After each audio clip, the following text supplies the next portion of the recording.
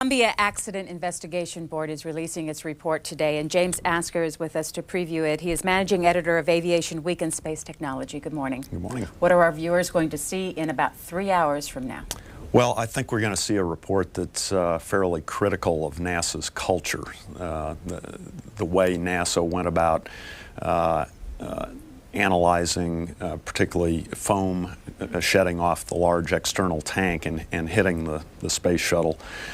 Since it had happened on several flights before the disastrous flight of Columbia, NASA had convinced itself that this was a maintenance issue rather than a safety of flight issue. Are there any surprises?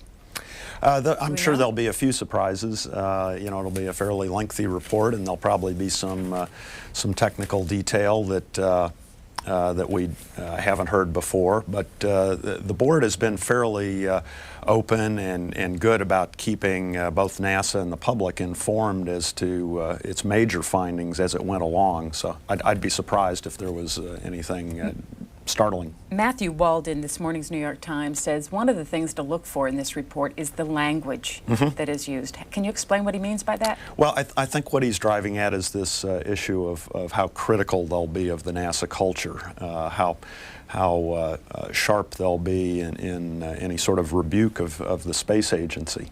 The agency, some people have said, including some people on the Gaiman panel, which is doing the report, said that NASA's in a state of denial about its own decision-making abilities.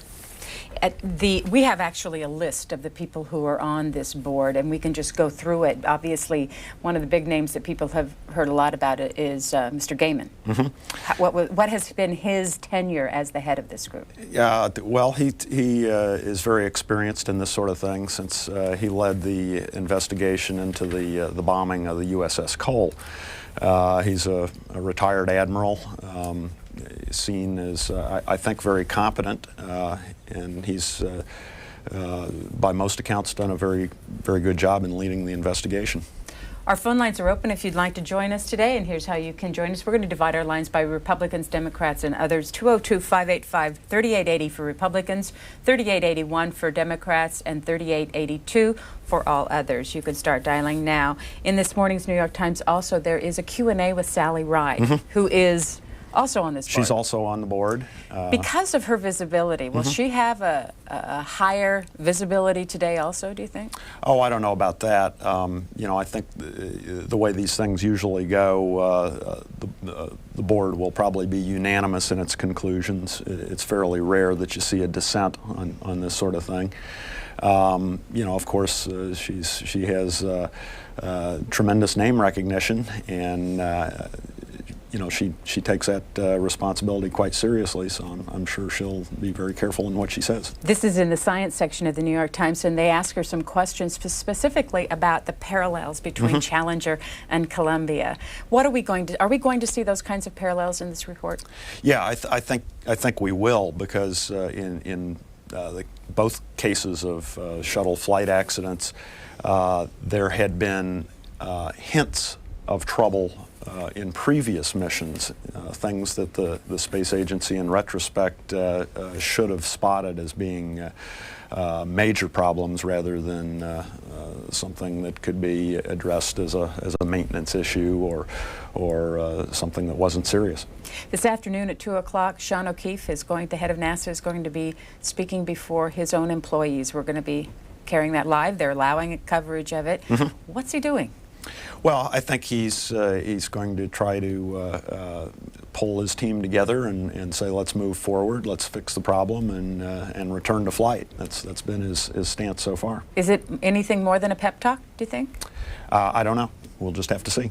There's an op-ed today in, the Philadelphia Inquirer, but it's actually taken from the LA Times. It's written by Alcestis Oberg. I'm not familiar with it. Are you familiar? Did I massacre the name? No, she goes by Cookie Oberg. Author and science and technology writer covering NASA for 25 years. This is how she finishes this op-ed piece today. She said, if Sean O'Keefe is not up to the task of remolding NASA's culture, President Bush must replace him with someone who is.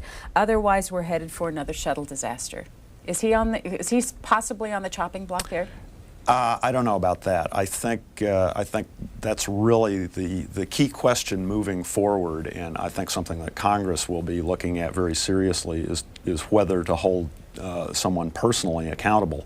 You know, so far we've just had one major official involved with this shuttle flight leave. That's Ron Dittemore, who was head of the program down in Houston, and he had been planning to leave anyway. So, I think I don't know whether it would go as far as Mr. O'Keefe, but Congress may expect someone to leave on this. Ms. Oberg also writes this about, is Bill Ready or Reedy? Reedy. It's Reedy. On his quote, which he has been publicized a lot, "We cannot allow the critics to cow us into inaction. We shall not spend a single minute being defensive." And she writes in this, translation, when the accident board reports, circle the wagons and pay no attention. She's very critical of him. I think that might be a little bit unfair. I think what he's trying to say is that NASA should not spend time being defensive, but fix whatever problems have been identified. How are we going to know if they fix them?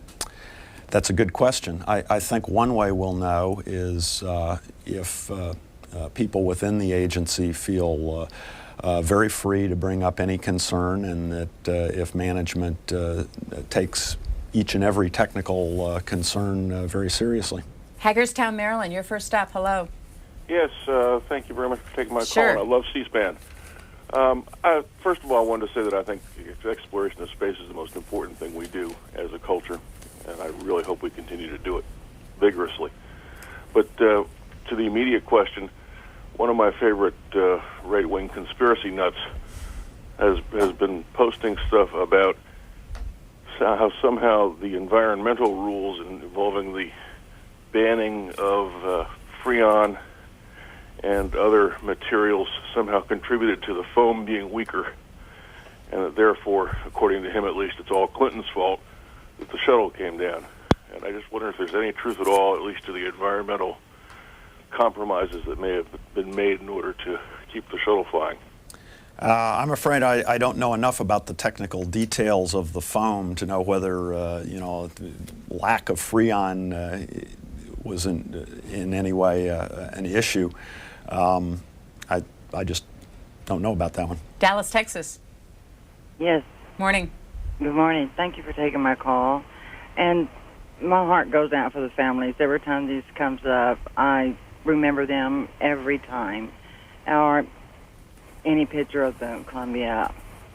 I don't see where there could be a blame. There's not a minute that I would think that NASA would send anybody up saying, okay, I know that's going to be falling again, so it's going to hurt at this time, so, well, this is another one lost. You know, no one would have anticipated this would happen. An accident is an accident. That's why it's called an accident. And I pray that the families know that and that they can get some comfort in that, because it's not something that anybody would intentionally do, because, you know, that's so far-fetched. And yes, there has to be changes, but there's changes in everything.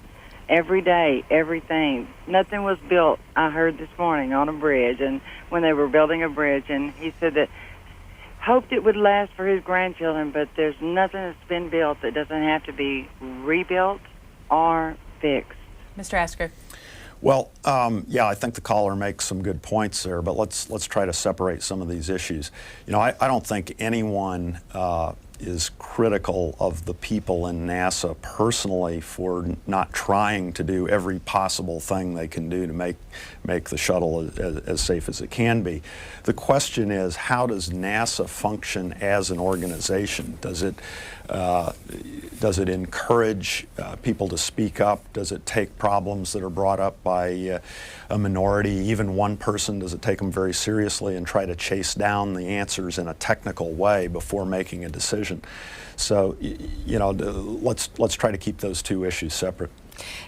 The article by Matthew Wall this morning, when you said taking it personally, I just wanted to read this part. He says, the board has kept some details to itself, including critical questions about personal interactions that form the background of the disaster. Among the ones that could make interesting reading are email messages, both within NASA and between the space agency and outside agencies, about whether to obtain the spy satellite images of the shuttle while it was in orbit. Are we going to see some of those emails? I expect we will.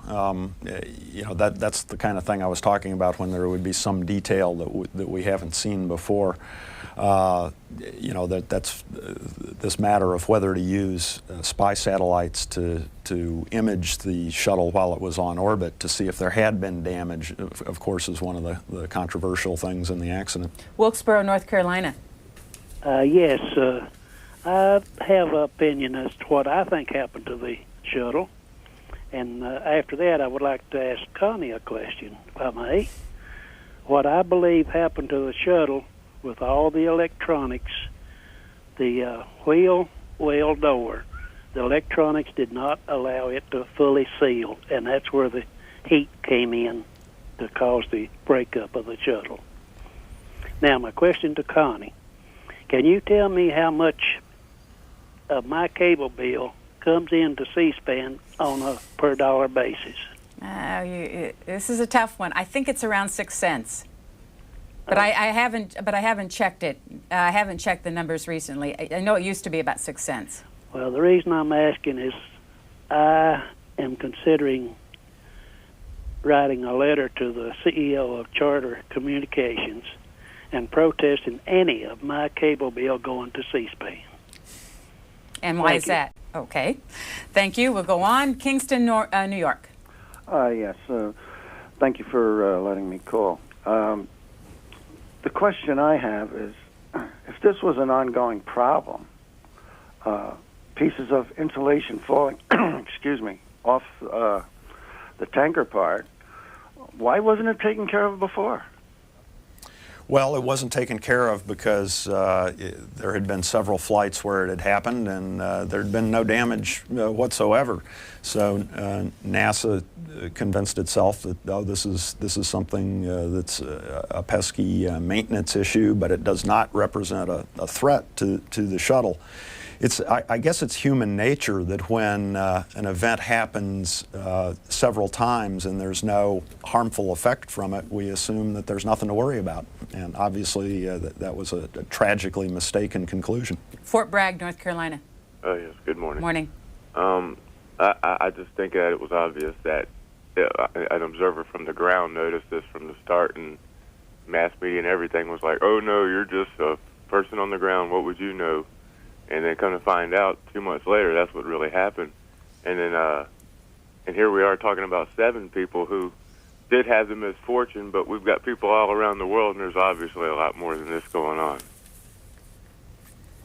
Yeah, NASA was somewhat dismissive at first of the idea that the foam hitting the shuttle could have been the cause of the accident. And, you know, now it's looking like that absolutely was what happened. Good morning, caller. Where are you calling from? Okay, we'll take next caller. Good morning, caller. Long Island. Good morning, please. Yes, good morning. Can you hear me? Sure. Yes, I work for the Defense Contract Management Agency, and I noticed that there's been a great deal of cuts in the last 10 years as far as quality assurance and inspection. We do work for NASA also, and I'm wondering, with the money that's being spent everywhere else in the world, including this war, how much money is being taken away from the infrastructure as far as transportation and safety, the FAA, Department of Defense, the quality assurance groups? And does anybody understand that it works from the Congress on down as far as what we're losing here? And I was wondering if you knew about these cuts and the fact that pretty soon we will not be inspecting material in awards that go to contractors that are under $250,000 because they're deemed non-critical. Thank you. Well, sticking to the shuttle program itself, yeah, there have been over the years some cuts. NASA, as it has gained more experience, NASA and its contractors have felt like they could do the job with fewer people. And that's absolutely a critical question. We'll see what the Gaming Board has to say about this, but there may be a finger of blame pointed in the direction of Capitol Hill that too much of the shuttle budget has been cut. We'll just have to see this morning. In terms of the total NASA budget, we have the figures from NASA. Their FY 2002 budget, $14.9 billion, FY 2003, $15 billion, pretty much a wash. Yeah, it's been pretty level for a decade or so. Next is Greensboro, North Carolina. Yes, good morning, Mr. Asker. I have a comment first, and that is there are individuals responsible for the disaster at NASA, just like there are individuals responsible for the 9/11 happenings. In our country, a kid can steal a car battery and be put in prison and be held personally responsible, but when some disaster like this strikes, no individual is responsible. I also want to state that magazines as influential as Aviation Week and Space Technology owe it to us to report the truth and the facts on these issues, and not to gloss over and cover these things up so that you fellas aren't held in good grace by the government anymore. And enjoy reading your magazine most of the time, but I think you guys are really dropping the ball on this shuttle disaster. I think there are individuals responsible, and I think they and the administrators in NASA need to be brought to justice, and there needs to be rapid changes in our space program. Thank you. James Asker. Well, I can assure you we've been as tough as we possibly can be at Aviation Week in our reporting of this. We have discussed the role of some individuals, and you know, beyond that, it's not our place maybe to say who specifically is at fault. A lot of people have talked about Linda Ham, the head of the management team. Where is she now? She still works for NASA. And what is she still in the shuttle program? She's still in the shuttle program. Next is Lansdale, Pennsylvania. Thank you very much for accepting my call. I wanted to know that the two shuttles that had 7 people on each exploded in the way they exploded. How could these be accidents? With these people have this high technology, you know, down to the last little wire.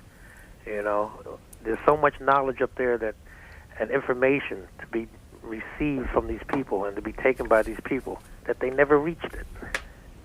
And the ones that did reach it never made it back home. It's very strange. Well, you know, there again, it's maybe human nature to try to find a simple answer to an accident, but the shuttle is perhaps the most complicated machine that's ever been made. It's certainly one of the most complicated flying machines, and it's got so many parts. No one person can know it all. NASA collects just extremely large volumes of data about the shuttle and tries to analyze it and figure it out, and you know, people are not infallible, and sometimes mistakes are made, and sometimes they're tragic mistakes. But you know, this has happened with other complicated things too. The Concorde, another high-tech marvel, went through a very similar sort of thing where there had been something occurring that the people who flew the Concorde convinced themselves was a maintenance issue, and then on one particular flight, that the very thing they thought was just a maintenance problem turned out to bring the Concorde down. Monticello, Georgia. Yes. Morning. I'm a big fan of Richard Feynman. He's the guy who discovered the problems with the Challenger. In 1989, he discovered that the space shuttle was very obsolete, and he said that it should be replaced. And I was wondering what NASA was going to be doing for replacing it. Yeah, you know, NASA is really in a jam right now because it's many years away from having a replacement for the shuttle. And it's got a space station that with some international partners is still under construction. So NASA really desperately needs to have the shuttle be safe enough to fly so that it can complete building the space station.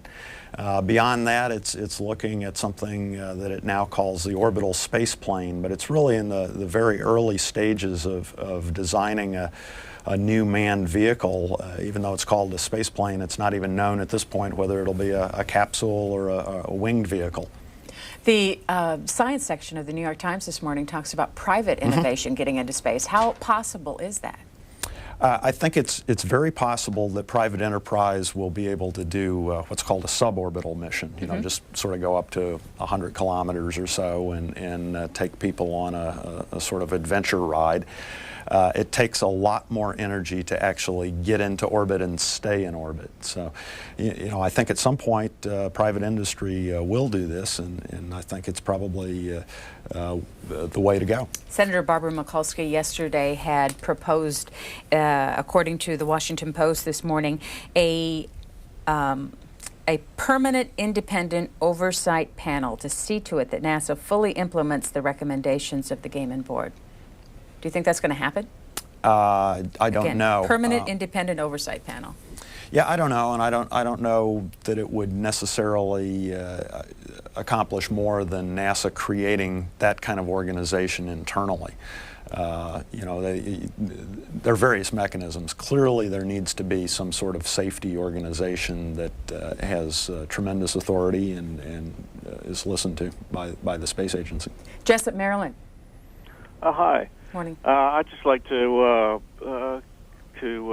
ask Mr. Asker a question. If, in his opinion, if he thinks whether the shuttle was an expensive mistake to build. I remember when it was being built, it was supposed to be a space transportation system that was going to bring down the cost of launching men into space, and if anything, it's more expensive to run than comparable systems, say the Soyuz system.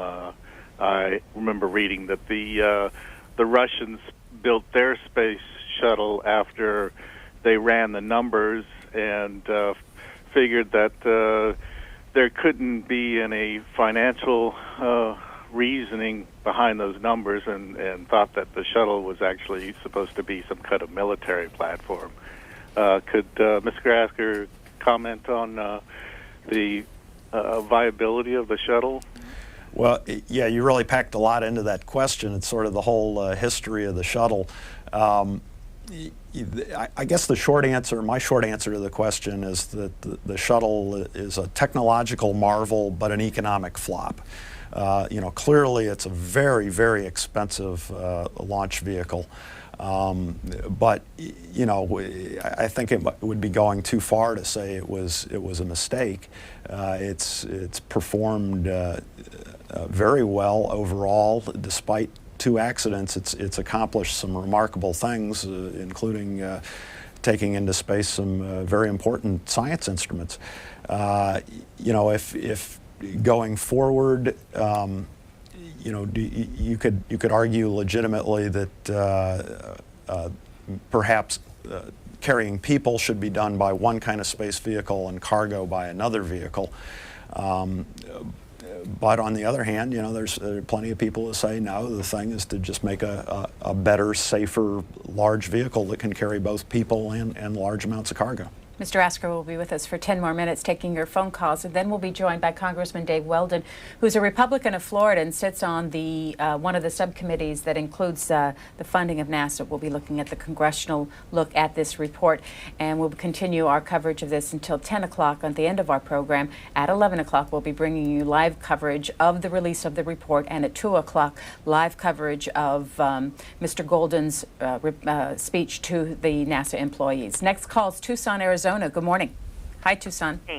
Can you hear me? Mm-hmm. I have a question, and Mr. Weldon, probably when he comes later, I would love to address that to him, or you could. Here's a situation where NASA is a fairly respected organization, and my thought on this is, whereas who to lie the blame on, it's anyone's guess. I mean, I'm not going to venture into that area. But if a certain part of a plane or a certain part of an instrument that is going into space is defective and a tile is missing or whatever it is, and they find out, do you not believe that so many valuable human lives are going up that even if there's a pin that is out of place in such a sophisticated multi-million-dollar instrument, that is the obligation of the people who are recruiting lives, valuable lives out of the community into its program and attracting that. And on the same question, I would say, would you not feel that there would be a little more understanding or a little more care put in had Mr. Weldon's child, had this gentleman's child been on, had the president's child been on the program? The value would have increased dramatically. Same goes for the Army. Had these people's own children been involved, would they have put their life in danger, whether it's in Iraq or the space program? James Asker. Well, I think the people involved in the shuttle program put everything they possibly could into it in terms of personal dedication. I don't think it would have made a bit of difference if the president's son or daughter was flying on the space shuttle. It would have been regarded as just as important either way. A couple of things to keep in mind. Without, I don't want to sound like an apologist for NASA, but the points that I would bring up is that, first of all, everyone who flies on the space shuttle knows what they're getting into. They know that there is a risk involved, and they have made a personal determination that it's a risk worth taking. The other thing is that almost any vehicle, if you put every drop of effort humanly possible into assuring something would be completely safe, you end up at a point where you don't fly or operate the vehicle at all. Automobiles have accidents every day. We don't stop driving automobiles because we've determined that the risk is worth taking and that we should put effort into making them safer, but we understand there is some risk involved. I misspoke. I said Daniel Golden and I meant Sean O'Keefe. The old Easy times. to do. Easy to do. It happens. Sean O'Keefe is going to be holding the 2 o'clock meeting this afternoon with the NASA, giving a NASA update. But back to your point here and what the caller was bringing up. The Philadelphia Inquirer this morning uses a local University of Pennsylvania bioethicist whose name is Paul Root Wolpe. And he is NASA's first official bioethicist. And he has a point regarding taking the chance on human life in general. And he says Wolpe believes that space exploration is an acceptable risk. Quote, we have gotten overly sensitive. People risk loss of life for something that have much less societal value. People who engage in extreme sports take risks and sometimes die. He said, we accept death all the time for things that are purely for recreation. Yeah, when you were reading that, I was thinking bungee jumping. Next is Wichita, Kansas. Hi. Thank you for C-SPAN. I rely upon you as C-SPAN for fair and balanced reporting of the news. Thank you a lot. My comment is regarding the corporate culture of NASA. I think that anyone who is engaged in extremely dangerous profession, whether it be, high iron worker or whether someone who's painting the Golden Gate Bridge or whether you're an astronaut, you have to have a blind spot in your brain to the danger. Otherwise, you couldn't do it. And so my thought, when I found out that Linda Ham was the wife of an astronaut, I thought, gee, these astronauts and their families have to have a blind spot in their brain. And I thought that, she wasn't, because of that, a blind spot in her brain to the danger. And I thought because of that, probably the wife of an astronaut was not a real good choice to be the, whatever her position was. I know that she was chief of that mission. That probably someone like that wasn't the best person to have in that position. Well, I don't know if the term blind spot is really a good way to think about it. I mean, clearly, We want people involved with the space shuttle who can think very systematically, look at facts, and make decisions based on facts. But you know, there is a certain point, you're absolutely right, where if you're involved with it, you have to recognize that the people involved have done everything they could to eliminate risk, but that there remains some degree of risk. And if you think it's still worth flying the shuttle, you have to go on. And if you dwell throughout a shuttle mission on the risk side of the equation, it would prevent you from doing your job as an astronaut or as a flight controller. James Asker is the managing editor of this publication, Aviation, Week in Space Technology. Next call for him is Laurel, Maryland. Good morning. Morning. Mr. Asker, I have not seen in the intervening months anyone posing the question, when the Columbia went up, did it have the capacity to dock with the space station? And if it did, why didn't they do that and look at the situation more carefully? And if the ship looked like it could not be used, we could have jettisoned it and sent another spaceship up and picked those people up. I'd just like to know if that question's been posed and answered, and if not, would you please respond? Yes, the question has been posed, and let me see if I can sort through some of the considerations that would go into any sort of rescue attempt. First of all, the Columbia was in an orbit that was very different from the orbit the space station was in. So it did not have enough fuel to change its orbit to get over to the space station. So that would not have been a possibility. There conceivably another shuttle could have been launched had NASA known very, very early in the mission that there was a problem. However, some of the things that have been proposed, such as sending astronauts out on a spacewalk to inspect the shuttle to determine if it really was seriously damaged, if they had done that, they would have used up air that they probably would have needed to stay on orbit enough time for another spacecraft to come up there. So really, all these ideas of ways to rescue the astronauts would have been problematic at best.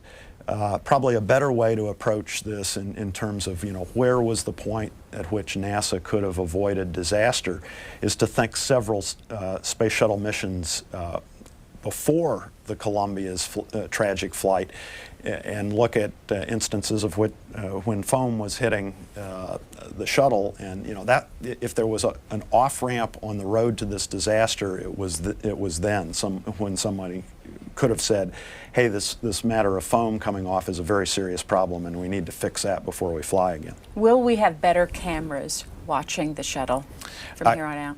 I would not at all be surprised if the Gaiman panel recommends that the shuttle only be launched in daytime, so that there would be the best possible views of the shuttle as it ascends. Also, there will probably be some criticism of the fact that one of the cameras on the ground was not working properly.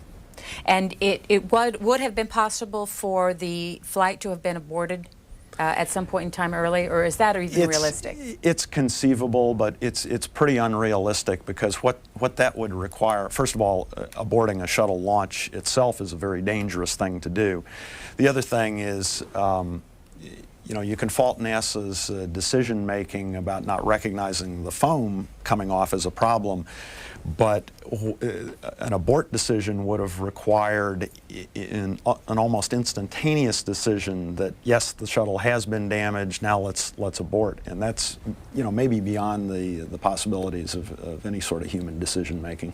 Alexandria, Virginia, you're next. Good morning. Good morning. I'm a long-time fan of NASA and been involved professionally in aviation for 30 years.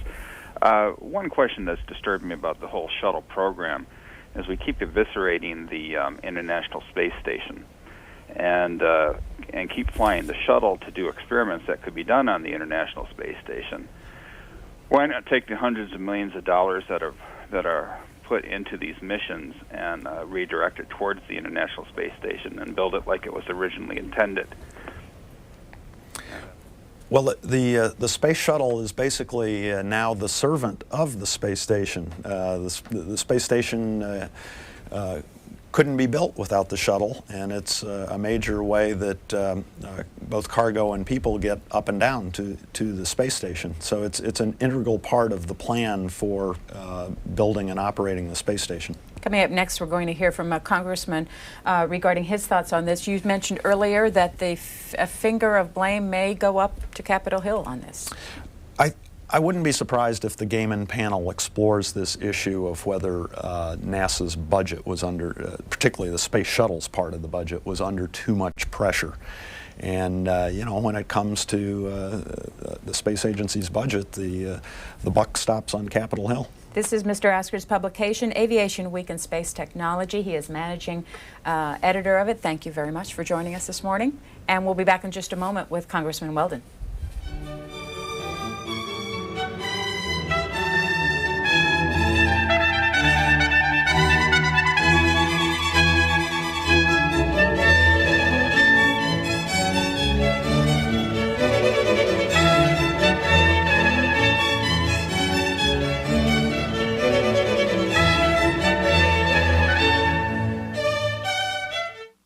The Congressional Budget Office today will release its update on the budget and economic outlook. Live coverage of that news conference is at 10 a.m. Eastern this morning, following Washington Journal here on C-SPAN. Then reaction to the forecast from Representative John Spratt of South Carolina. He's the lead Democrat on the House Budget Committee. He'll speak to reporters this morning at 11:30 a.m. Eastern, and you can see that live on C-SPAN 2. Nearly 7 months after the February 1st Shuttle Columbia accident, the Investigation Board is releasing its final report today on the cause of the accident. They'll hold a news briefing this morning at 11 a.m. Eastern. Watch that here on C-SPAN. Later, NASA Administrator Sean O'Keefe will speak to NASA employees and take their questions about the final report. That's at 2 p.m. Eastern, also live here on C-SPAN. Washington Journal continues. Congressman Dave Weldon, Republican of Florida, James Asker from Science, Aviation, and Space Technology magazine said that a finger of blame could go to Capitol Hill in this report being released today, that Capitol Hill didn't give NASA enough money for this specific program. Well, there's certainly an element of truth in that, but to be honest with you, at times we tried to give NASA more. A certain finger of blame goes to the Clinton administration. They put forward NASA budget proposals virtually every year that Clinton was in office, calling for a reduction in NASA funding, not a flat level of funding, but actual reductions. And typically we in the Congress were plussing it up. Now, I was in the Congress most of those years, and I can tell you it was often very, very hard to plus up a highly technical agency like NASA. This is not like throwing a little bit more money into school lunch programs. Where do you put the money? Do you build more satellites going to Mars? Do you spend it more on the shuttle program? And if the head of NASA is saying we don't need the money, then you really have a problem. And the head of NASA obviously worked for the administration. You are going to be watching certainly very closely the release of this report in about an hour and actually an hour and 15 minutes. What are you going to be watching for? Well, I met with Admiral Gaiman about 6 weeks ago, and he basically told me what was going to be in the report. I'm going to be looking at anything else that was not mentioned to him, to me by him. That's the main thing I'm going to be focusing on. And I know what it's going to focus on. There needs to be changes within NASA. There needs to be changes in the safety regime. There needs to be more NASA safety oversight people and fewer contractor people doing the oversight of the shuttle program. Why? What's it with the contracting issue? Well, the basic issue there is in the scenario you have the NASA engineers and safety specialists overseeing these contractors who are doing most of the work. And the criticism that has been raised is that the number of safety people has gotten too low, and there's too many people doing safety within the contractor community, and you don't have the right level of insight and oversight on the part of government officials into the program. Phone lines are open for Congressman Weldon. You see Republicans at 202-585-3880, Democrats 3881, and all others 3882. We'll start taking your calls right away. And Congressman, in this morning's Washington Post, they talk about Senator Mikulski saying yesterday that Congress should create a permanent independent oversight panel to see to it that NASA fully implements the recommendation of the Gaming Board. What do you think of that? Well, I'm certainly open to discussing it. We in the House have the Space Subcommittee, and so I don't really understand how that would function in relation to the Space Subcommittee. Now, the Senate Authorizing Committee is structured a little bit different, but I believe they do have a Space and Technology Oversight Committee within the Commerce Committee in the Senate, and those subcommittees are supposed to be charged with the very thing that she's talking about. So I don't see that really going anywhere. I see a certain amount of redundancy in what she's talking about. We have some, so our viewers will know kind of who oversees this in the Congress. A few graphics here that examine this. The Senate Subcommittee Space Chair is Senator Sam Brownback of Kansas. The ranking minority member, Senator John Breaux of Louisiana. Then the Space Subcommittee Chair in the House, Congressman Dana Rohrabacher of California. The ranking Democrat, Bart Gordon. And then we also have, that is specifically for the funding area, that was simply for the oversight area. Now the funding area, of which you're on the subcommittee, that includes in the Senate side, Senator Kit Bond of Missouri and Senator Mikulski of Maryland. And then on the House side, Congressman James Walsh of New York and Congressman Alan Mollahan of West Virginia. Right. And I sat on the Oversight Committee for 8 years. Just this year, I moved over to the Funding Committee. So I'm familiar with all of these committees and how they work. And where is your district in proportion in Florida? I have Kennedy Space Center in my district, so we typically launch the shuttles there. Frequently they land there and they always get reprocessed there and to be ready for the next launch. And I'm very familiar with the heat shielding systems, the foam, and all the issues surrounding the loss of the Columbia. Did anybody ever bring to your attention any possible problems with Columbia? No, not while it was on orbit. I was there the morning of the launch. It was a beautiful launch. As a matter of fact, I remember saying to myself, boy, that was perfect, and those words keep ringing through my mind every time I think about this tragedy. We've talked about the foam in the past, but the foam issue was always what was, pieces of foam breaking off. They would damage the tiles, but not enough to threaten the vehicle. It's just you had to do more repair on the tiles between when it lands and it takes off again. And so it became what they refer to as a turnaround issue. Turnaround is the time you get the shuttle back from space and then you're launching it again. And sometimes to repair tiles that were damaged lengthened the turnaround period, and never did anybody talk about actually a piece of foam being so devastating to a vehicle. This is new. Sharina, Texas, your first up. Good morning. Good morning. You have to turn your television set down, sir, please. Okay. All the way down. Thank you. I happen to be an eyewitness to the space shuttle.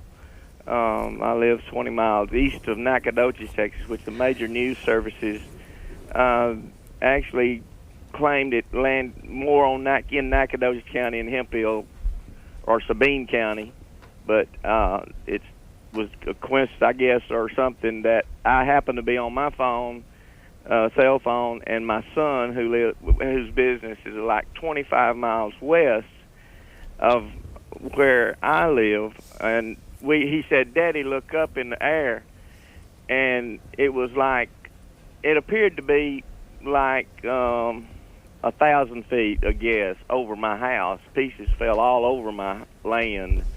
One of the wheels fell within 200 feet of my house. It went approximately, the motor part, approximately 30 miles east of us, where my wife's family runs a funeral home, and my brother-in-law processed or picked up the bodies and so forth. I mean, it's just I tried to call in during the other, which might probably would have fit better, but it was very interesting to see that we saw it coming long time before we heard it, and my son and I just he was like 20 miles west. He said, "Look up in the air." It looked like, well, it just looked like a ball of fire, but yet you could tell that it was no doubt what it was. It was absolutely intact. It was just, you could see the shape so well. Okay, Texas, thank you. Thanks for any reaction to what he said? Well, it was a shock, I think, to every American. I know I had gotten in late Friday night from Washington, and I was sitting at my computer in my house, and I live just south of Kennedy Space Center, and I was waiting to hear the double sonic boom that is characteristic of when it comes into land at the Cape, and I didn't hear it. So I went and I turned on my television, and now it was about 9:15, I think, and lo and behold, they're showing all of this video footage that the TV stations in Texas had captured, and it was just such a sad day, and I was in shock. Of course, then I went up to the Space Center to start to meet with the staff and talk with Mr. O'Keefe and others about what they thought may have happened. Kathy Sawyer writes in this morning's Washington Post, her lead is, the U.S. human spaceflight program is already very different from the organization that launched the doomed shuttle Columbia and its crew of 7 on January 16th. Do you agree with that? Oh, yes. Mr. O'Keefe, Sean O'Keefe, immediately began to take actions to reform the oversight and the safety system, and I think with the publication of this report, there will be further changes that I think will be good for the agency, and I think they will be very, very good for the safety of the men and women who fly into space. And that's really the goal. We want to bring them back to their family, to their nation every time they launch. Atlanta, go ahead. Hi, Connie. Yes. Thanks for letting me be on C-SPAN. Sure. Is that Congressman Weldon? Yes. You Republicans are pathetic beyond belief. Did you just try to attribute the disaster to Clinton? No. Earlier? No. The question Connie asked me was about the budget, and a lot of people have talked about NASA funding levels, and if you look at Clinton's budget submission from the time he came in office until the time he left, he recommended either flat funding or a cut in NASA funding. In most years, it was a cut in NASA funding until his very last budget, the one that he submitted, I guess it was in 99 or 2000. There, he finally recommended a slight increase. And so people are engaging in finger pointing, and some people are trying to blame the Congress for not giving NASA the funding that it needed. And we always work off the president's budget as a beginning. And he submits his budget, and then we either increase or decrease. And I was in the House of Representatives most of those years, and the challenge that we always had in trying to put more money in above what Clinton was requesting was that the NASA administrator worked for Clinton and was always saying, no, this is the budget that I need. And it's not like school lunch or the WIC program for infant formulas where you can just put more money in and the bureaucrats can distribute it out. It's very hard to put more money into a technical agency like NASA, and that was the point I was trying to raise. And I was not trying to blame Columbia on Clinton. Blovelt, New York. Yes, I'd like to ask a question. I heard on certain talk shows, like little bits of information that you don't know where to verify it. But one of the things I had heard was that when the shuttle was first built, the foam that was on it was a different type of foam. And that because of environmental reasons, somebody brought this up earlier this morning, because of environmental concerns, the type of foam was changed. Prior to that change, foam had never broken off before. And after the change, foam had broken off for a number of times. I want to know, is that true because of the environmental concerns? The change in the foam did have a cause that didn't happen before? Well, that's a very good question. And actually what happened was the EPA came out with its recommendation to eliminate the polychlorinated, polyfluorinated biphenyls, which were the propellants that had been used to apply the foam. because of concerns that these compounds were depleting the ozone. And we all remember when they took that stuff out of hairsprays and things like that. And they had some problems with the foam adhering properly after they went over to it, what they called a new propellant.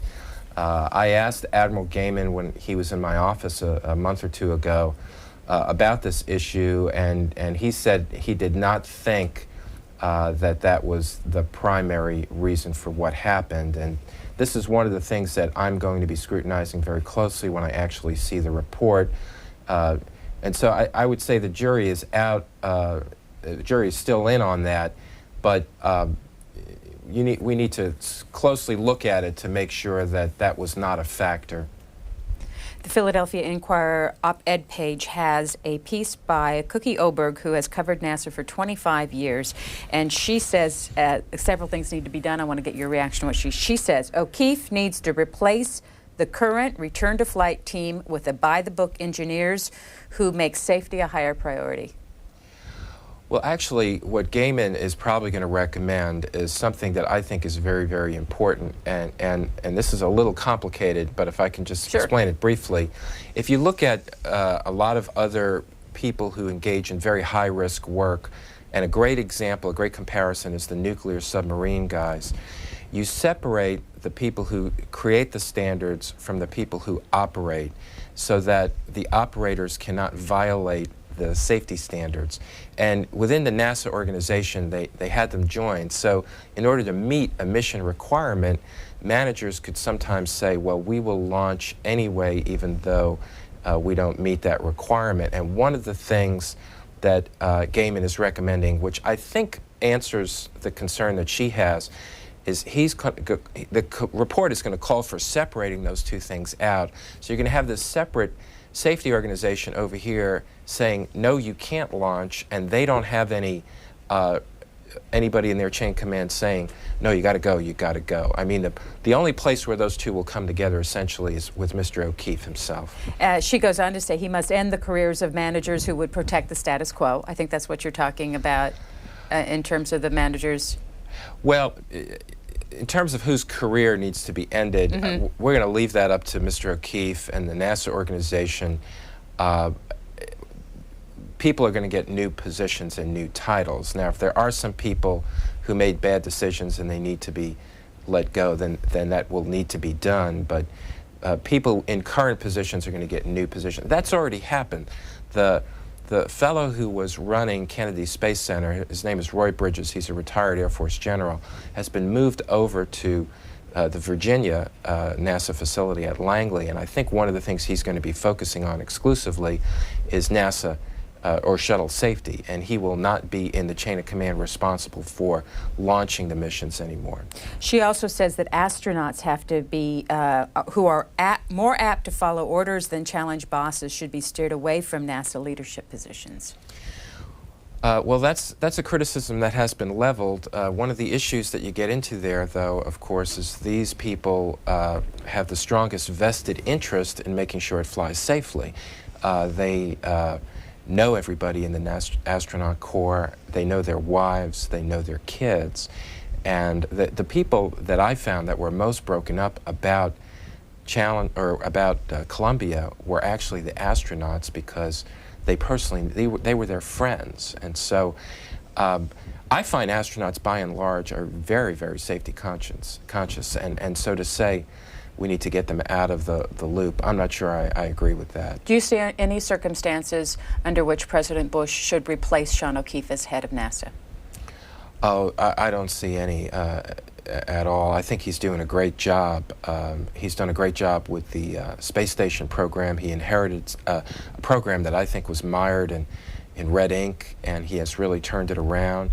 I think he's done a lot of very good things in handling the Columbia tragedy, so I would keep him on, and I don't see any decisions he made that contributed to this. Pine Island, Minnesota, you're next. Good morning. Yes, hello to C-SPAN. My apologies to your screener. I was calling also on the apparent Clinton underfunding as a result, which you've answered, but let me remind you that the flat or reduced funding that Clinton did led to a balanced budget, probably allowing him to increase in his last years the funding for NASA. And I also thought I heard you say you were concerned about outside contractors. We need to replace them with insiders. Let me remind you, that's what Rumsfeld wants to do with the military. Isn't this a lesson that we should learn? I'll take this off the air. Well, we're talking about the shuttle, and I don't want to get too deep into the budget issues, but you know, we had all those government shutdowns in the mid-90s, primarily because Bill Clinton wanted to spend more money than what the House wanted to spend. The one area where he was happy with flat funding or decreased funding was NASA. In most other social programs in particular, he wanted to spend more money, and that was really what the fight was about. In terms of the issue of insiders, it's kind of complicated, but you've got, let's just talk about where the area I represent, which is Kennedy Space Center. You've got thousands of contractor personnel that process the shuttles when they land and get them ready to launch again. And you have hundreds of NASA administrators overseeing the thousands of people working on the shuttle. And so you've got thousands of people here and hundreds of people down here. And what the Gaiman report is saying is you had too few here overseeing these people over here, and you just need some more people, government employees, that aren't answering to a company or a corporate interest, but are answering to the public interest, looking at these thousands of people and making sure everything is being done correctly. And I think Gaiman is right. Now, if you want to know why the level of civil servants was stripped down so low, it was to meet those budget requirements that we were wrestling with in the 1990s. One of the members of the Columbia Investigation Board will be with us tomorrow morning to take your phone call, 7:45 a.m. Eastern Time. John Logsdon will be with us. He's director of the Space Policy Institute. Next call for Congressman Weldon is from Waterford, Connecticut. Good morning. Morning, Waterford. Good morning. Good morning, Congressman. I want to revisit the issue of abortion briefly. Mr. Asker touched on it, but I've had this thing gnawing in my memory banks going way back to the early days when I think I remember reading or hearing that there are airports set up around the world that can handle the landing of this shuttle anytime, if it has to come back anytime prior to reaching orbit. So it's still in atmosphere. Now, can you verify that? Is that true or not? Oh, yes. As a matter of fact, NASA and the Air Force dispatch people around the world to get ready for an aborted mission. The first place to abort to is right to Kennedy Space Center. That's very, very difficult to do. They essentially have to turn around very quickly and land back. And then they have landing locations, I think, in Morocco and in Spain and then really all over the globe. I don't know all their locations. And they have people at those locations ready to respond if something goes wrong on launch. And we only had to consider this once. They had a main engine failure kind of late in launch, and they were able to get to orbit, and they didn't have to abort. But if you had maybe two engines fail or one engine fail early in launch, you couldn't get out of the atmosphere and couldn't get to a high enough orbit to keep you up, then you would have to land prematurely. It's actually fairly expensive to maintain that safety operation. NASA spends a lot of money on safety. People shouldn't get the wrong impression that they don't consider it adequately. They really delve into it a lot, and they devote a lot of their attentions to it. Obviously, they missed it on this one with Columbia. Los Angeles, good morning. Morning. I find it incredible that the space shuttle, being a highly experimental aircraft, that civilians are allowed to ride on this, obviously for political purposes. And also, once again, we blame Clinton for tragedy here. That being, can you tell me if the Republican Congress, Republican administration plan to increase budget this go around on the for NASA? Well, I don't want to beat the Clinton Democrats versus Republicans issue to death, but I'm just telling you, I've just been saying the facts, and the facts were that Clinton put forward flat or reduced budgets, except his last year he did put in an increase. Bush has, his first year he was essentially working off the Clinton budget, so he's really had two budget submissions that have really been his own, and he put forward modest increases in NASA in both of those budgets. He had I think about a 3% increase in each of them. If you want to really talk numbers here, from 1990 to 2000, NASA was essentially flat, and if you factor in inflation, it was actually going down. So if we're going to start giving NASA a more robust budget, and I think we should, to accomplish two things. Number one, to get the shuttle flying again safely, and number two, to accelerate the research and development and production of a replacement for the shuttle, or another vehicle to augment the shuttle so we're not dependent on the Russians. And if we're going to do that, we have to start talking about some very healthy increases for NASA over the next 3 to 5 years, so that it's at least keeping pace with inflation, or preferably beating inflation a little bit, so they can do these new initiatives. Are your statistics for the complete NASA budget or for the shuttle portion of the national budget, when you're talking about a flat budget over 10 years? Those are the total NASA budgets, but the manned spaceflight program is essentially the same. And when you factor in inflation, I think their spending actually was going down over that decade 30%. Now, NASA did some good things to help them deal with that in terms of creating efficiencies. And I just want to underline, it's a little bit hard to blame what happened with Columbia on those budgets. And so that's why I was saying I would never blame Clinton for what happened to Columbia. You know, decisions were made through retrospect were an error, but you can't, it's a real stretch to say, oh, if we gave NASA more money, or if we gave the manned spaceflight program, that would never have happened. Maybe, you know, if you had the extra cameras and you had the footage, they may have seen the damage to the wing better, and they may have been able to do something. What they would have been able to do, I don't know. With the shuttle in that orbit, how they would have done a rescue is beyond me. But anyway, to say blame it on Clinton, I would never say that. Madison Heights, Michigan. Good morning. Hey, good morning. C-SPAN. My name is John, and I was watching Dave, and I think it's about time that we just quit acting like a bunch of babies and just put our best foot forward and move on with the program. I agree. Yeah, I think that should be the American attitude. We want to figure out what went wrong, try to make the necessary corrections, try to get the shuttle flying again safely.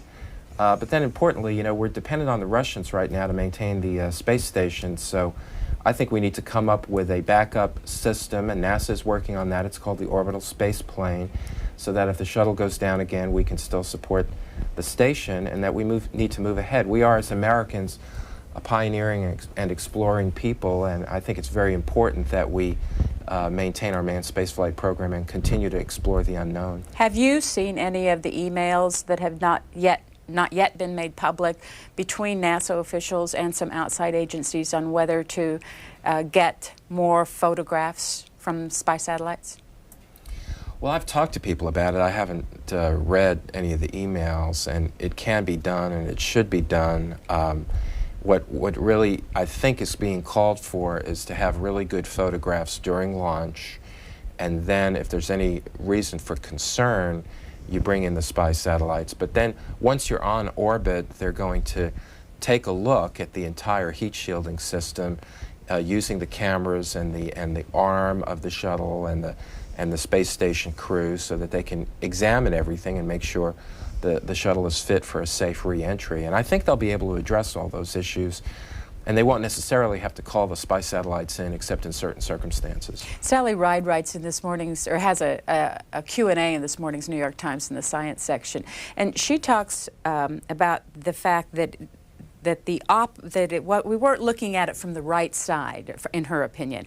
That instead of people having to make the argument that there was a very serious problem here, they shouldn't have had to go that far to make that argument. Just bringing it up should have raised, the ire of people. Well, there were people, and they were at Langley, I believe, and they were saying, no, this was a significant impact, and we need to bring the spy satellites online. Mm-hmm. And obviously, some senior managers with NASA decided not to do that, and we all know what happened on reentry. And Sally's point is, I think, going to be followed up on. I think there are going to now be people in the safety group, and I think they're going to be located at Langley. And if they raise a red flag, certain things are going to happen, no matter what the mission people are saying. The safety issues will take precedence. Next is Peoria. Good morning. Morning. My question was going to be, and I dialed as soon as I heard you say, well, Clinton didn't ask for any increases, which made it sound like he might have been guilty of playing a part in this. But then you just recently, while I was waiting, backed up on that and said, well, no, I don't blame the budget on this.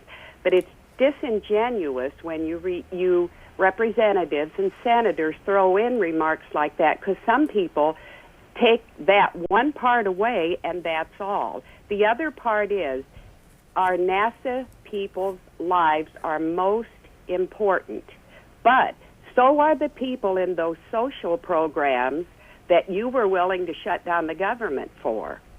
So let's quit blaming Clinton. Come on now. You finally did make it right, but how many people aren't watching anymore, heard you say Clinton, and now they're out running all over the place saying, well, Clinton did something else. Thank you. Well, if you remember, the question was people were trying to blame the Congress, and that's why I responded the way I did. And I will just cite an excellent example for you of what I'm talking about. One of the Clinton budgets called for less spending on what we called the crew rescue vehicle, and which was a project that was being worked on at Johnson Space Center. So we had to fight in the House of Representatives to add more money into that program, while the NASA people, and remember, they work for the president, okay? So the head of NASA during the Clinton years was responsible to Bill Clinton, and now the head of NASA is responsible to George Bush. They were saying we don't need the money. And the point I was trying to make is people are trying to blame the Congress because we are ultimately responsible for funding levels. And in my experience, and I've been there fighting this is not like a program like Pell Grants, where the Congress can just put more money in and more grants will flow out the other side. It's very, very technical, and when you're trying to put more money into a program where the technicians are saying, remember, they work for the president, oh no, we've got enough money in this budget, it's very, very hard for us to plus it up. And so don't necessarily blame the Congress for not putting more money into the program. And the other point I was trying to make is it's really a stretch to say if you put more money into this, Columbia wouldn't have happened. But the facts are that Bill Clinton was not a big NASA supporter and actually cut NASA's budget most of the years he was in office. And if that offends you, I'm sorry, but those are the facts. And as far as social programs, well, I don't want to get into that. We're supposed to be talking about NASA and getting the shuttle flying again. Congressman Weldon serves on the VA HUD and independent agencies, which oversees the funding for NASA. He's also a co-founder and chairman of the Congressional Aerospace Caucus, and previously he was vice chair of the Science Subcommittee on Space and Aeronautics for 8 years. Dayton, Texas, you're next. Good morning. Morning. I was sitting here listening to your fella, and what strikes me about a lot of politicians nowadays is they say one thing and then they turn right around and deny saying it. It's time to stop blaming Clinton for all these things. One hand you want to say, well, the guy in office is responsible, but then now that the Republicans are in control, then now you don't want to say the guys in office is responsible. It's the guy that was there before he was in office. And, you know, there's just this huge disconnect between the rhetoric and the facts. But when you're not in office, you want to say government's wasting all this money. But now that you're in office, you're saying, well, 9/11 and the Columbia disaster was because there wasn't enough money. Which one is it? Are you supposed to be a fiscal conservative, or are you just going to throw money at all your problems? Congressman. I don't really know how to respond to that. It didn't really quite make sense to me. You know, I don't know how you drag 9/11 in on all this. You know, we're going to do the right thing, and the right thing, I think, is to reform the safety organization within NASA and give NASA the resources it needs to implement those. And I'm sure the current president and the current Congress will do that. And I've been saying ever since the Columbia tragedy that we don't want to be in a situation where we're dependent on the Russians to support the station program. So we need to accelerate the development of what is called the orbital space plane, which will have the ability to serve as a safety backup mechanism for the shuttle. Any idea how much that would cost? Well, to accelerate the research and development shouldn't be too costly. To accelerate the manufacture will be billions of dollars compressed into a shorter period of time. I think what NASA had been originally hoping was to spread that out over maybe 10 years, so you'd only be talking maybe about an extra $1 billion a year. But if you're going to take that and try to do that, the manufacturing phase, in say 4 years or 5 years, you might be talking about $2 billion or $3 billion extra dollars a year for NASA. Which just will be, for that program? Yeah, just for that program, and that will be a tough pill for the Congress to swallow as well as the administration, because then you're in this situation where you're doing trade-offs. You know, do you put more money into defense, or do you put more money into highways or whatever, versus getting this space plane operational sooner? What year would be your goal to have the space plane operational? Well, I believe NASA was originally talking about 2012 or 2015, in that time range. And, you know, typically, because of funding problems, those kinds of things often get pushed further into the future. I would like to see the orbital space plane online before the end of this decade. So you're talking about doing it in 6 years, maybe. Schuylkill Haven, Pennsylvania. Yes, good morning. Morning. Concerning the foam falling off of the tank, it's possible that, you know, it might have been just a simple thing as a worker not grinding off the rust off of the fuel tank in preparation for the application of the insulation. And as usual, congressmen, politicians will spend millions and billions of dollars on investigations. And this might be something that you will never know. You'll never know that this actually happened. And, you know, you ought to be a little bit realistic and move on. I worked on a railroad for 25 years, and, you know, there's a saying, as long as there are trains, there will be train wrecks. You understand? And you guys turn everything into such a complicated problem. You don't know one end of a screwdriver from another, yet you're making decisions like this and spending our money. I mean, it's incredible.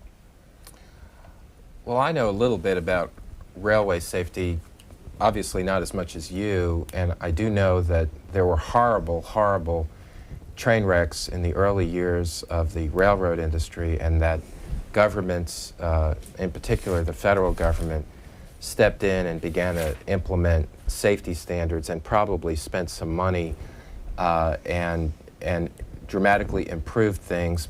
Obviously, they didn't totally do away with railway accidents. We still have them, unfortunately, today.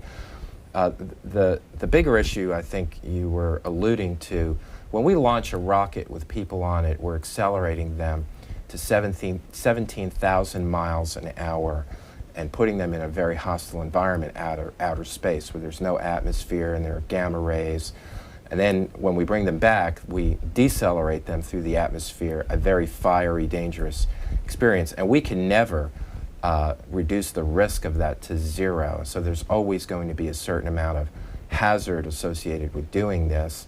I believe the Gaiman report is not going to call for spending billions and billions of dollars making radical changes to the shuttle program. I think it's probably going to be on the order of millions of dollars. How many millions, I don't know. I haven't seen the report yet. It's coming out in a little while.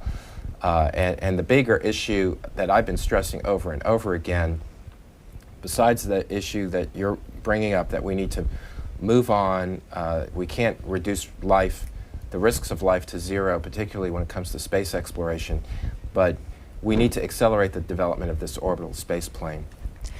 Do you have any meetings planned with some of your colleagues in the aftermath of this report to talk to them about this? Oh, absolutely. I plan on meeting with the members of the Space Committee that I used to sit on, but as well, Mr. Walsh, who's the chairman of the Appropriations Committee that I sit on, I will be meeting with him, and I'm hoping we're going to have... Today or later? Well, no, not today, probably later this week or next week. But what I'm hoping is we will have some kind of special hearings where we will go over all the details of this. What has to happen is the Gaiman report has to come out, and then NASA has to officially develop its response, and then we in the Congress have to sit down and look at Gaiman and look at NASA's response, make sure NASA's response is an appropriate response to the Gaiman report. If it's not, make our recommendations of how they need to change things. And then we need, obviously, to give them the funding that they need to implement it so that we can return to flight and fly safely. In one of the articles this morning, they said what could happen is that the report will come out and NASA says, yes, we'll do everything that you tell us to do, and then they won't. Well, that's where the Congress is supposed to step in and make sure that they do that. That is our responsibility through the oversight that we do. And certainly that's one of the things that I'm going to be focusing on very, very closely in the months and years ahead. Congressman Dave Weldon is a Republican of Florida joining us this morning. Thank you very much. It's been a pleasure to be with you, Connie. We are going to continue this discussion in just a few moments with a former associate administrator at NASA, Lori Garver. She'll be back to talk about this.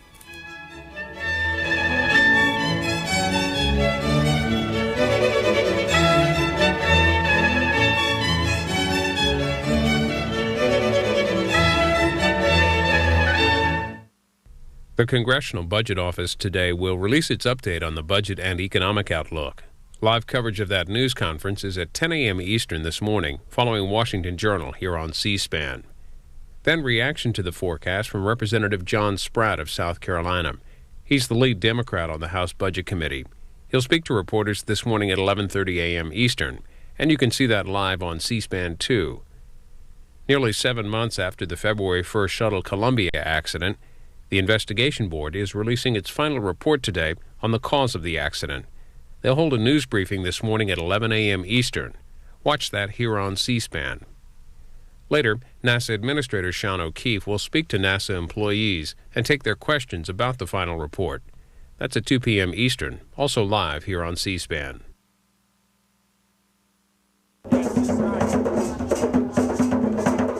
Tuesday, September 2nd on C-SPAN. Ghana, its people and politics. A look at a developing nation in West Africa. The economy, population, government, and way of life. In-studio guests will take your calls and discuss Ghana, its people and politics. Tuesday, September 2nd at 8 p.m. Eastern on C-SPAN. George Washington's False Teeth. Sunday on Book Notes, Princeton history professor Robert Darnton talks about his unconventional guide to the 18th century. I think if we can understand how the human condition was fundamentally different 200, 300, 400 years ago, it can give us perspective on the situation we're in today. And that's for ordinary people, not just famous people like George, but ordinary people. I mean, everyone had the toothache. Book Notes, Sunday night at 8 o'clock Eastern and Pacific on C-SPAN. It's Book TV's 5th anniversary. And this fall, we have your favorite authors live every weekend. Look for in-depth interviews with Jeff Shera, Stanley Crouch, Paul Johnson, and Douglas Brinkley. We'll take you to book fairs and festivals, New York is book country. The National Book Festival in Washington, D.C., Seattle's Northwest Book Fest, Miami Book Fair International, and we're joining your favorite authors at events, celebrating books and culture. A 5th anniversary fall on Book TV, on C-SPAN 2.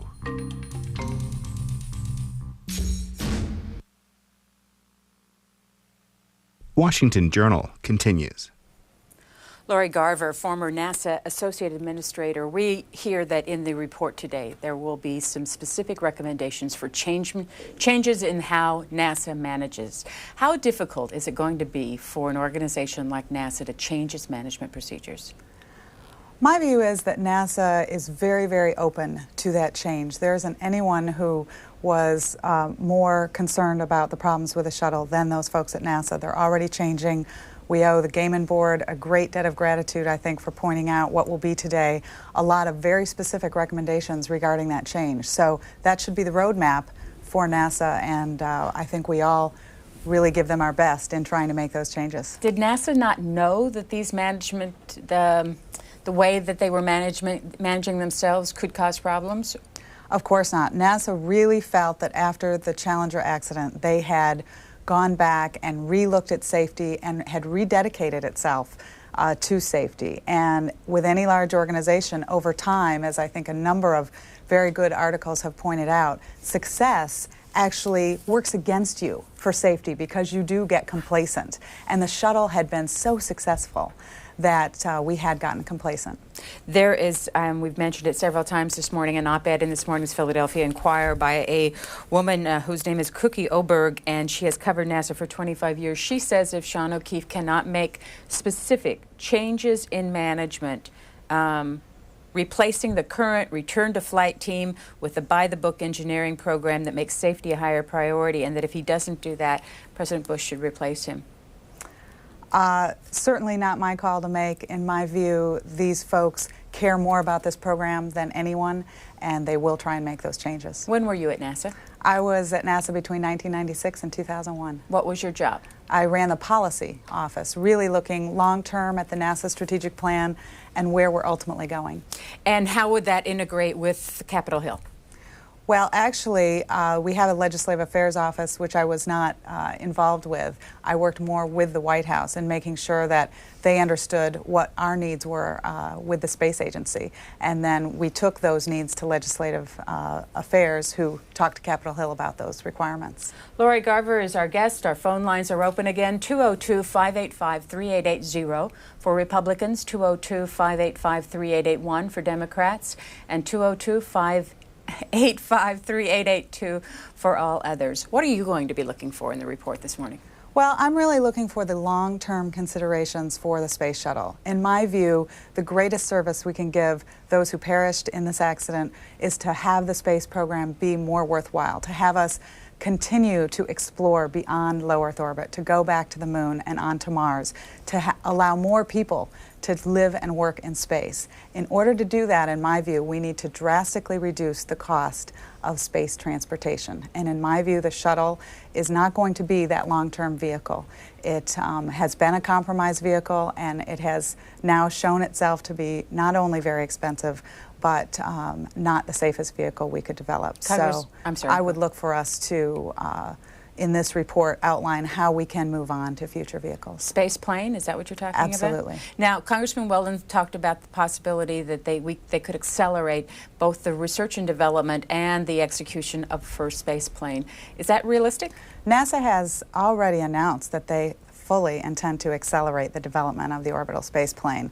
How they can do that, given the budget that we're given by this White House and Congress, is yet to be determined. But I think NASA has every hope that they will be able to accelerate it to the 2008 timeframe. In your layman language, can you tell us what a space plane, how it works in general? Well, ultimately, a space plane would be something to replace the shuttle that would launch and land perhaps horizontally, so more like an airplane. What NASA's developing and calling the orbital space plane could be something as simple as a capsule on top of one of the expendable launch vehicles that we already have in service, and it would be somewhat similar to the Saturn program, even back to the Mercury program. something that could just serve as a rescue vehicle and a backup for the shuttle. Ultimately, I'd like to see us go much beyond that to a fully reusable space plane that would cut the cost of launching into space. How do you see it possible that when flags were raised by certain engineers that word did not get to the appropriate people? Well, NASA engineers raise a lot of flags from what we're told, and it is something that obviously will be a focus of the report. Clearly, management was overly confident in both the analysis that was done to show that foam was not a problem, as well as the fact that they have had these strikes before and never caused a serious problem. Certainly, they had to fix tiles in the past, but never anything like this. So again, they just weren't listening, paying attention to all the signals, and hopefully that will not happen again. Lori Garver currently serves as the president of the American Astronautical Society, which is what? We're a professional organization that supports all of the people in the field of space research and development. And you also work for DFI International as vice president. What is DFI International? Defense Forecasting International is an aerospace consulting firm. We help both the companies and the governments who are interested in developing space and defense work together well and help them to get their messages out to each other. Do you lobby Congress? No, I'm not a lobbyist. Next, first call for her is from Hollywood, California. Good morning, Hollywood. Yes, good morning. This is Rory. My father worked indirectly on the space program. He worked for a big glass company that designed the glass in the space capsule in the early 60s. At that time, because we were talking about funding, at that time many of the corporations did the work for free or at cost just to beat the Russians to the moon. And since then, and now when I hear them talking about the budget, we spend $1.7 trillion in our budget, and we're spending like $13 billion on the space program, which is puny, if you ask me. Now, one of the things is the glass that they designed in the space capsule actually is the same technology that you have in that defrosts the back window of your car. And it's the same technology that defrosts the freezers in supermarkets. And I used to be in the supermarket business. You have twice as many products in the frozen section of the supermarket because of this technology. And I have to ask, how many technologies are we not developing and not designing because we're not supporting the space program effectively? Lori Garver. That's a great point. You know, it is so clear to those of us in the space community that the dollars that are spent for NASA go to help not only develop technologies that will be helpful in space, but for many, many other technological areas that have kept this country strong and a leader technically over the past several decades. This very investment in space is what has caused us to be really the power we are today, both in our military and civil space programs. So I agree 100%. The dollars that are invested not only can help keep our astronauts safer, but ultimately our country and our world. Ann Arbor, Michigan. Yes, good morning, Connie. You look great today, and good morning, Lori. Morning. I would like to say something, a general statement to Lori. Are you there? Yes. Okay, I seem to be getting a feedback, and my TV is muted. Okay, I'm sorry, I guess it wasn't completely. Anyway, sorry. And also, Connie, I wanted to make a comment to you briefly, ask you something. All right, Lori, I'm concerned that I've always been a very big fan of the space program, but under the circumstances now that we seem to be in two bogged down wars with no end, spending $1 billion, probably $2 a week, and we have no money. Our country is now broke. It seems to me that, I hate to say it, this should take a back burner to getting ourselves out of this mess of the wars and the financial problems we now have in our country. And Connie, to you, I think that we need to educate some of our callers about the fact that they seem confused why Bush has not been being impeached or being investigated, and that's because you need to let people know that when the Republicans whoever controls the Congress and the Senate are the ones that bring up all the laws to be passed and that run the agenda. Therefore, that's why Clinton was investigated for 6 years under Republican Congress and why Bush never will be. And also, Connie, these people that keep calling in and stressing out about that they're not going to call C-SPAN, they're not going to watch you, and they want their money off of their bill and all that nonsense. For one thing, they don't have to watch. They certainly don't have to call. And furthermore, they keep insinuating that these are paid calls coming in against Bush. They can't seem to accept that Bush wasn't the majority choice in this country, and most of the people do not agree with these policies or lack of policies. Thank you, Connie. You're doing a great job. Thanks, Ann Arbor. I don't even know if I can remember going all the way back to what she said to you. Well, as far as reducing spending for space because of the national crisis we're in, again, going back to the just previous caller, the investment in space really does help our technological base in this country. It has helped many of the investments that we're now using in the military. Of course, we could not have the unbelievably successful campaigns that we have had without the satellites that were developed for the space program. So hopefully we will be able to continue a strong and vital space program as well as keep our country going in order. Joining us on the phone from Boston this morning is Diane Vaughn. She is the author of The Challenger Launch Decision. When was that published? It was published in 1996. And the same question to you that I asked to Lori Garver earlier. How difficult is it going to be for NASA to make the types of management decisions that we're expecting to be announced this morning? I think that the report is going to give very strict guidelines and clear guidelines about what kind of organizational changes are necessary. I also think that the significance of the report is going to be in its detail and the impact of the data of the investigation on NASA. One of the characteristics of the agency in the past has been self-deception and denial. They have always advertised themselves as having a strong safety culture. And I think the report is going to get their attention in that sense to show them the evidence that what they thought they had, they don't really have. And this, I hope, will give some momentum for change. Diane Vaughn, stand by. We have Lori Garver in our studio, who's a former NASA Associate Administrator. Get your reaction to what she said about the atmosphere of self-deception and denial.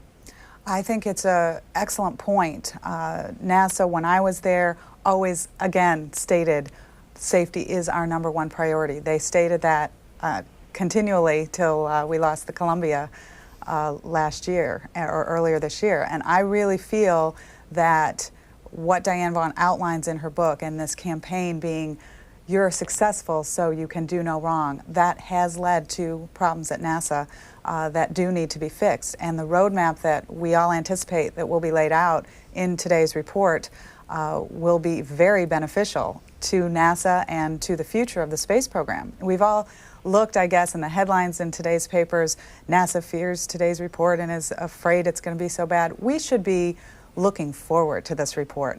We should be welcoming what they say because everybody in the space program wants it to be better. Diane Vaughn?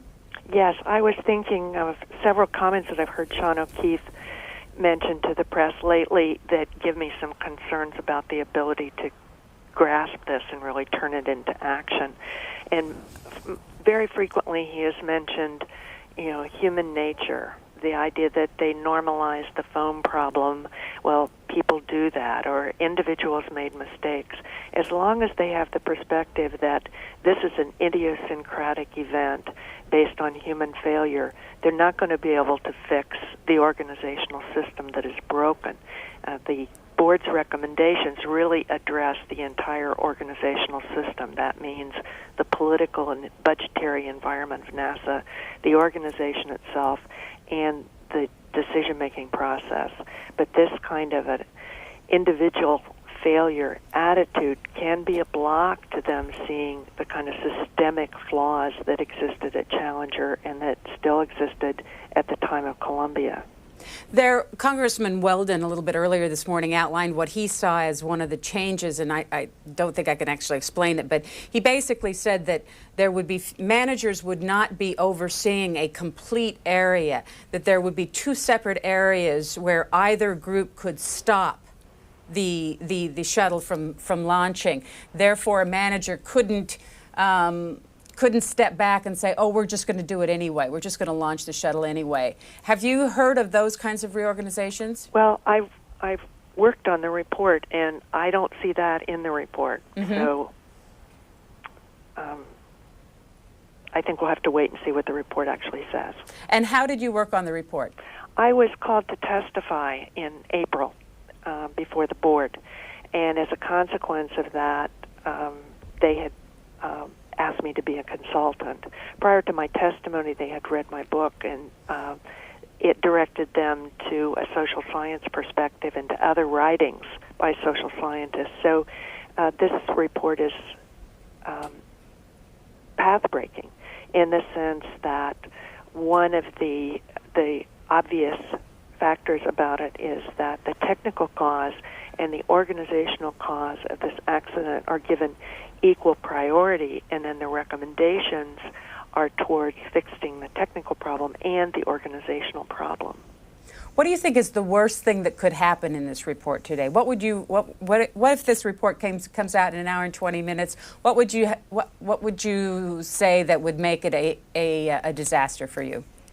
If NASA says that isn't us, and this chronic blindness to flaws in the system persists, that would be the disaster. The board's goal is not to punish NASA, but to change NASA and provide guidelines for doing that, along with a substantial analysis by the whole board of both the organizational and technical system causes. And the worst of all possible outcomes would be for NASA not to be able to recognize it and act on it sincerely. And one more question. Senator Mikulski yesterday proposed a, it was a independent oversight panel, a permanent independent oversight panel that would be congressional to oversee NASA as it goes through this process of making its reforms. Is Congress the right venue for this oversight?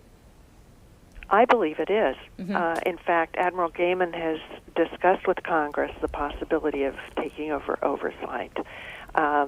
In many ways, there is naturally congressional oversight already built into the process, but making it more active in terms of the connection between implementation to the board's recommendations and changes at NASA and oversight of that whole process, I think is going to be critically important. And finally, anybody of the investigation team that you think people should watch closely?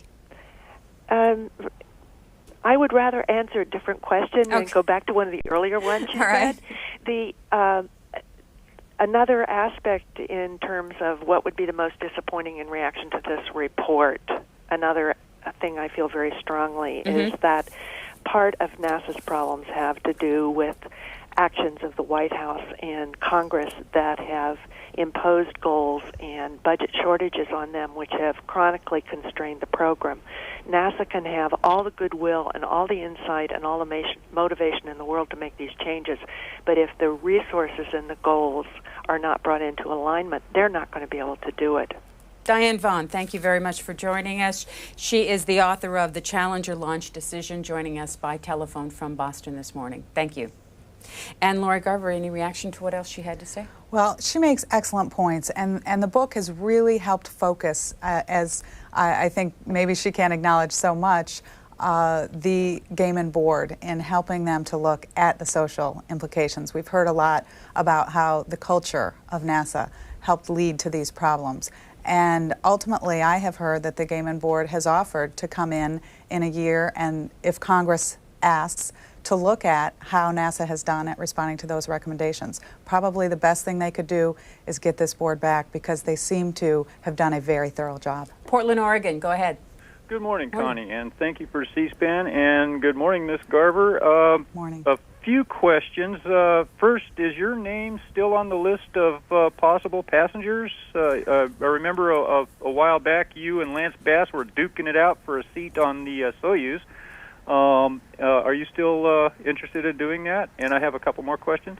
Absolutely. I do feel more people ought to be able to go to space, and I would be willing to be one of those, of course. Post-Columbia accident, it's quite clear that plans like Lance Bass's and myself are put on hold. The Soyuz is using all of its what used to be spare seats for astronauts while the shuttle is down. But ultimately, I do hope that more tourists, possibly including myself, can go in the future. The next question is the Internet. Back when the space station was being developed and built, one of the much ballyhooed aspects of it was the international partners providing cargo lift capacity. I was wondering if you were informed on how far along that portion of the station development is. And final question, or actually final comment, I was trying to get through to Congressman Weldon earlier, but of course the phone lines were busy, and so I'll just pose the comment on your segment. The budget for NASA runs around using round numbers, around $15 billion, and there are around 150 million American taxpayers. That comes out to just about $100 a year per taxpayer, which is less than $2 a week per taxpayer, less than a gallon of milk per week to run the entire NASA agency, not just the shuttle, not just the station. That gets us to Saturn, that gets us to Mars, that gets us the most recent launch of the infrared telescope. The entire budget, $15 billion, less than a gallon of milk a week. I frankly could pay twice that myself, or at least half again as much. $3 a week wouldn't be too much to ask for safety improvements, another shuttle. Thanks, Portland. Lori Garver. Yeah, on that first comment about the international contributions to launching of the space station cargo and, in fact, crew, not enough has been made of the fact that with this shuttle disaster, we did not lose the space station. We did not lose that because we had the backup in place of using the Russian Soyuz vehicle to transfer crew, and we didn't strand those astronauts and cosmonauts in space. They were able to even be exchanged safely on the Soyuz vehicle.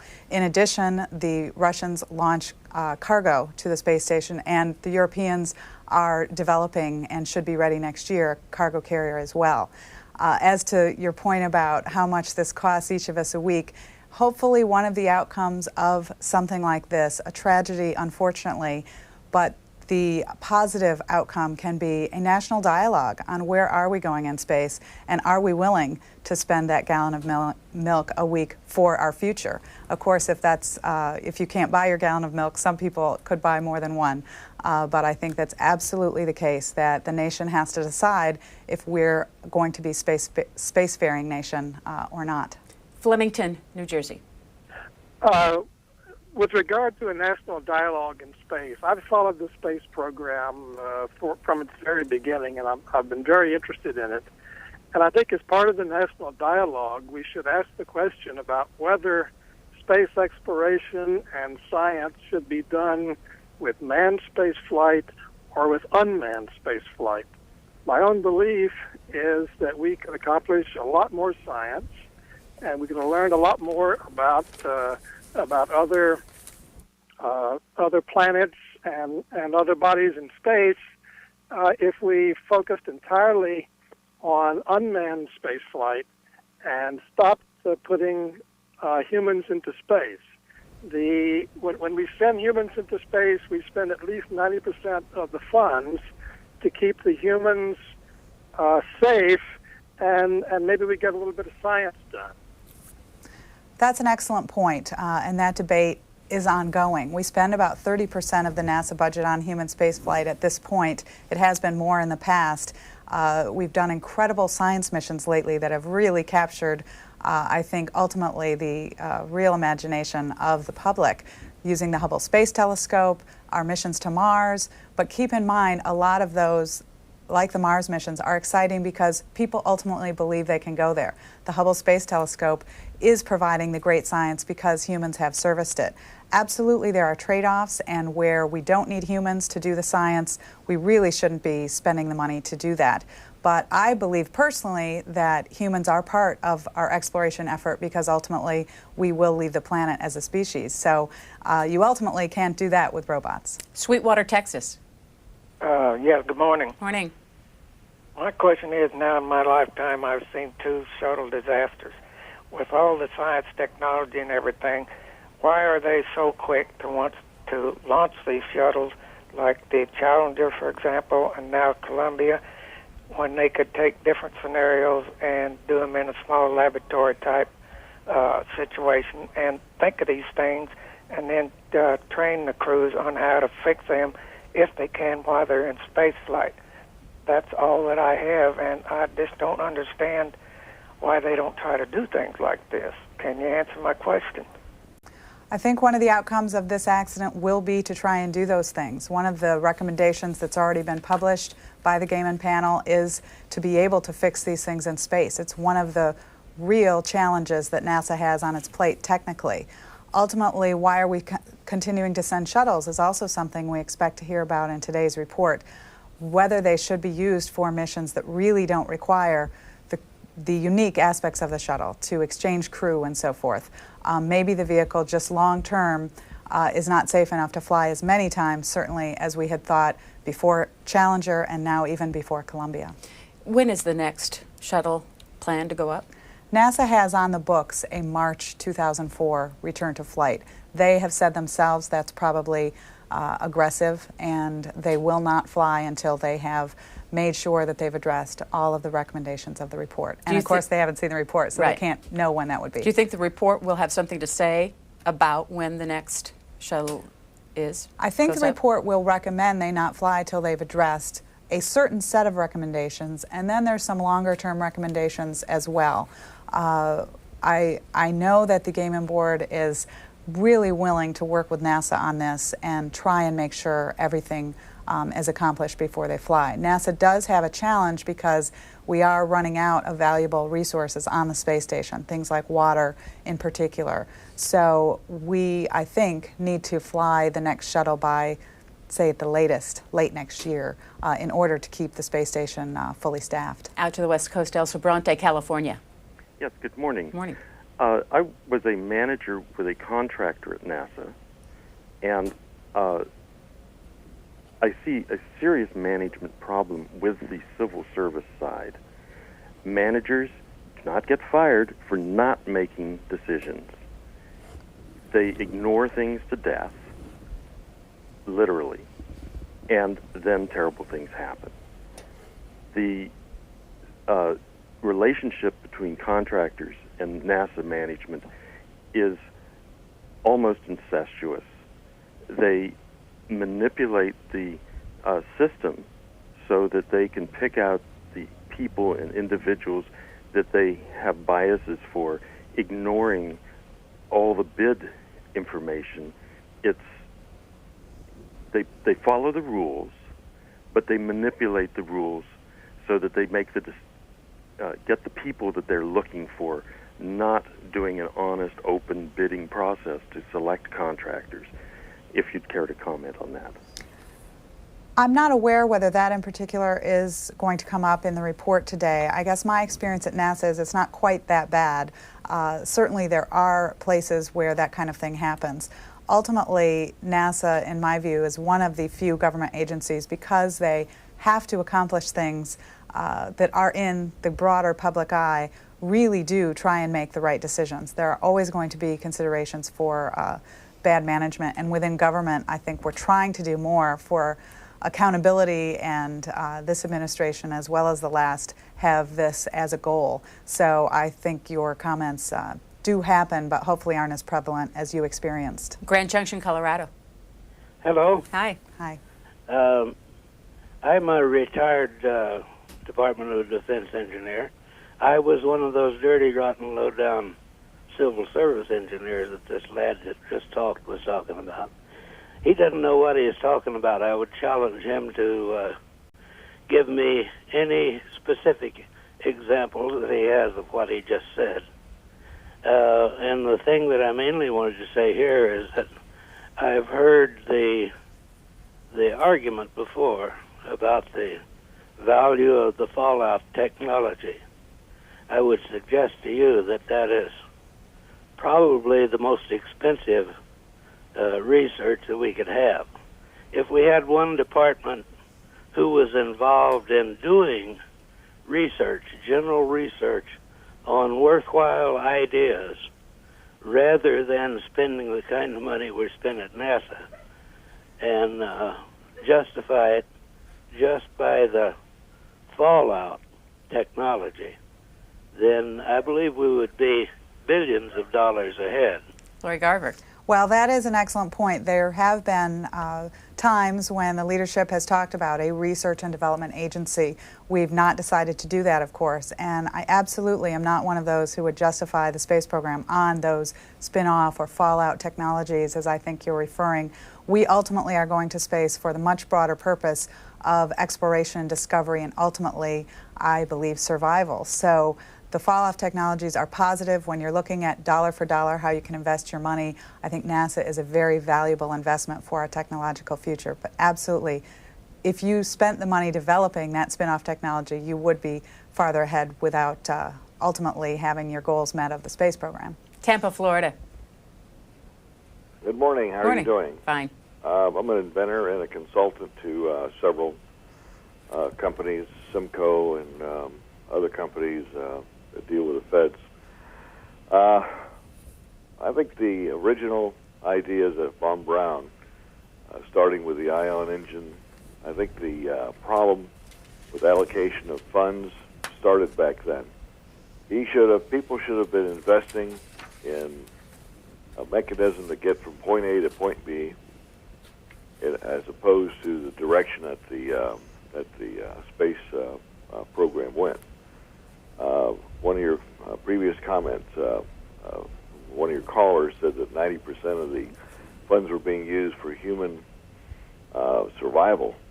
Well, that's obviously true. It has to be true because of the time involved getting from point A to point B.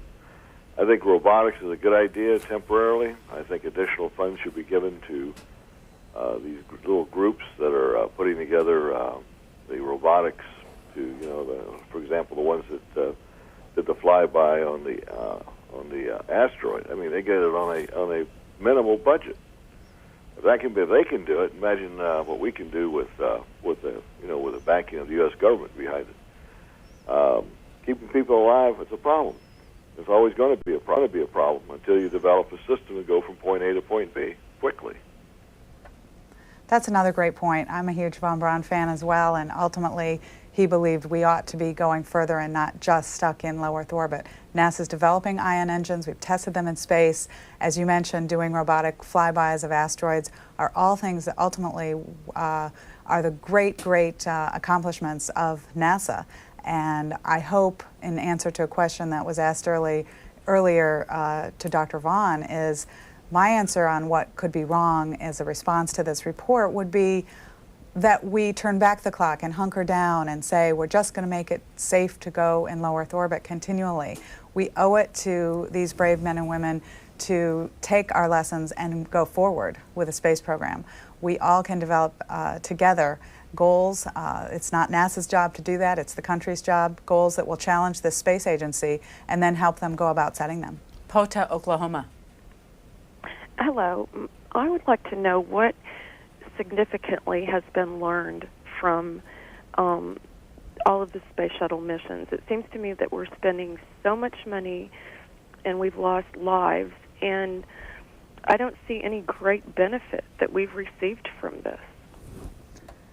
Well, the shuttle has provided a great benefit in space, in my view. We have gained much more experience living and working in space, especially since the space station was developed, which ultimately I believe humans will go further because we should not have to stay on this small planet that we have forever. The space shuttle science experiments have created great benefit to industry. They've helped us develop stronger metals. We're working on combustion experiments to really help the energy that we use on this planet. We will look for pharmaceutical benefits that have been investigated on the space station. I know on a recent shuttle flight before the accident, a private company invested in an experiment to help develop liver tissue that could create a liver dialysis device, similar to kidney dialysis. Millions of people die of liver failure, and this would save those lives ultimately if it were developed. It's the type of research that can only be done in space. So I believe we could do a much better job communicating these benefits to the public, but ultimately I believe they are there. Quick last call from Roswell, Georgia. Good morning. Morning. I've been very much interested in NASA from the beginning, and had the opportunity of getting acquainted as a journalist and writer with a number of the folks like Al Weldon and Jim Irwin over the years. I'd like to know who has prepared a history, or is there any book that gives the history and personalities of NASA over the years?